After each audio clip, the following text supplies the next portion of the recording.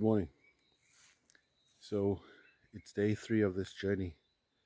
So the chicks are 3 days old, and I'm 3 days old in the game. Reflecting on the last 2 days. First day was, of course, as I had said, wasn't, I don't want to say disaster, but was it disastrous? Yeah, it was. It didn't go as hoped, and then but we recovered. We recovered because day 2 was much better. So we did things the way we were told.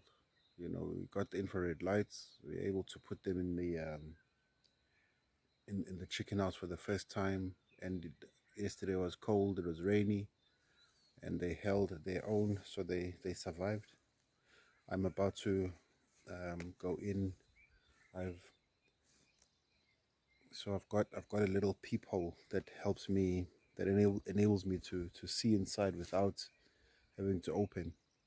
So I'm going to check how they are, check their water, check their feed. Probably have to top up the feed a bit. Um, so let's have a look. Oh, it's a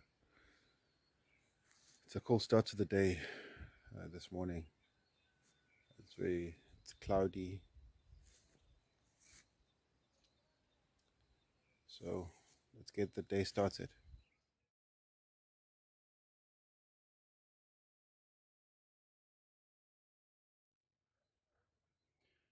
So it's day 3.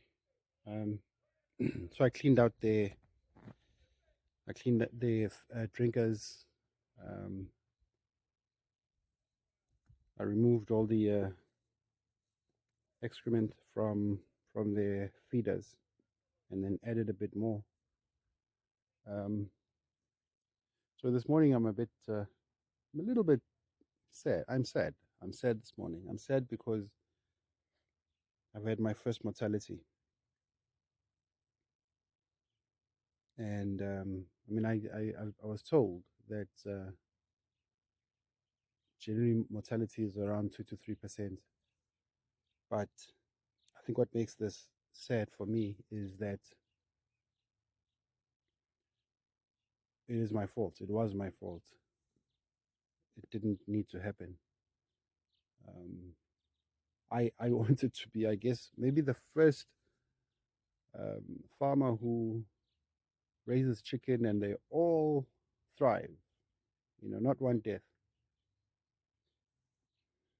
But this one died due to the mistake that I made, where with the heating system, if on day 1, where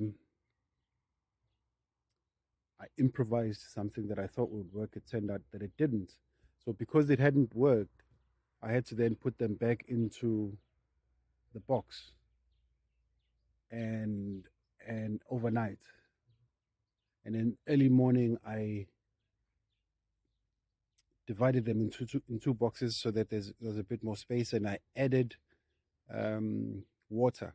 But because the space was so limited, I had to use something that I thought would work. Um, and it turned out that this one got into the water, so it got wet. And so, very important lesson: chicks aren't meant to get wet. They should not get wet because they're still too young. They cannot regulate their own body temperature. They don't have, the feathers to cover them, so they get cold. And so I tried to nurse it back to life, and it looked like it was, it looked like she was on the right track. She was getting better, and she was. I isolated it yesterday because the others were pecking on it. I guess because it was the weakling, and so the others were pecking on it. So I isolated it, put it under the light, and I I was actually feeding it. Just so it kept opening its beak, and I would shove a crumb uh, as it did. So this morning I found it, and it had fallen into that little improvised drinking um, cup. that I'd put in there, and maybe it drowned. Maybe I don't know, but I think it drowned. So that's on me. Um, and so this is what not to do when raising chickens. To when you're starting out, follow the advice of an expert. Rather follow it 100%. I know you think maybe you know, like kids. You tell kids what to do, and kids always think maybe they know better. And I think I'm a child at this game, and I should accept that. So because of that, then one has one less chick. Look, if the video and stuff, if the angles aren't that great, we'll we'll get there.